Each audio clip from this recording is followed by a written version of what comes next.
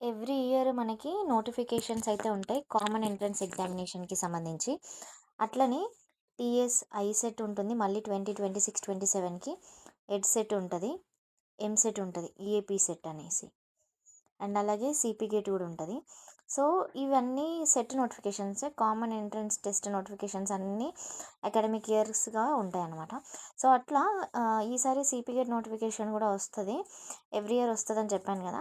అయితే దీనికి సంబంధించి పేపర్స్ డౌన్లోడ్ చేసుకోవాలన్నా, ఏ యూనివర్సిటీకి అప్లికేషన్ చేసుకోవాలన్నా మీరు ఇప్పటి నుండి తెలుసుకుంటే చాలా చాలా బెస్ట్.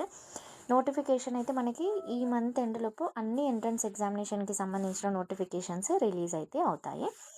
ఇంకా పీజీ సెట్ ఎందుకు అంటే, మనం నార్మల్గా ఏదైనా డిగ్రీ చేసిన తర్వాత పీజీ చేయాలనుకుంటాం కదా. సో అట్లా మనము పీజీ సెట్ అయితే చేసుకోవచ్చు. నార్మల్గా బీటెక్ స్టూడెంట్స్ అయితే ఎంటెక్కి వెళ్ళిపోతూ ఉంటారు. కొంతమంది బీటెక్ చేసి ఇప్పుడు బీఎడ్ కూడా చేస్తున్నారు, బీటెక్ నుండి ఎంటెక్.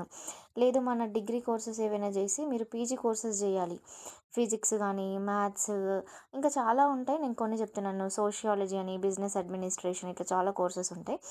ఇవన్నీ మీరు సోషియాలజీ కానీ ఇట్లా రకరకాల కోర్సెస్ ఈ సిపి గేట్ ద్వారా చేయొచ్చు, MEd or MPEd. Okay, so ఇట్లా చాలా కోర్సెస్ అయితే మనకి అవైలబుల్గా ఉన్నాయి. మీరు ఏ కోర్స్ అయినా చూస్ చేసుకోవచ్చు అండ్ దీనికి అప్లికేషన్ అయితే చేసుకోవచ్చు. ఫస్ట్ మనకి రిజిస్ట్రేషన్ చేసుకోవాల్సి ఉంటుంది, దెన్ మనకి లాగిన్ ఇస్తారు, తర్వాత పేమెంట్ చేయాలి. మనకి అంతకుముందుకు కోవిడ్ టైంలో ఆన్లైన్లో వెరిఫికేషన్, సో ఇప్పుడు కూడా అట్లనే ఉందనుకుంటా. ఒరిజినల్స్ అన్నీ సబ్మిట్ చేసి దెన్ వెబ్ ఆప్షన్స్ పెట్టుకుంటే మనకి ఫైనల్గా ఎక్కడ సీట్ అలాట్ అయింది అనేది మనకి తెలిసిపోతుంది అనమాట. ఇంకా యూనివర్సిటీస్ ఏవేవి ఉన్నాయి అనేది కూడా ఇక్కడ చూడండి.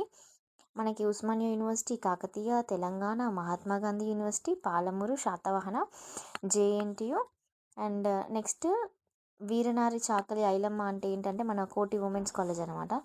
Next doctor Manmohan earth science అని ఇది కొత్తగా యాడ్ చేసిండు. ఓకే, సో ఇన్ని కాలేజెస్ యూనివర్సిటీస్ అయితే ఉన్నాయి. వీటన్నింటి గురించి మీకు ఫర్దర్గా ఇన్ఫర్మేషన్ కావాలి అంటే రెగ్యులర్గా ఛానల్ అయితే చూడండి.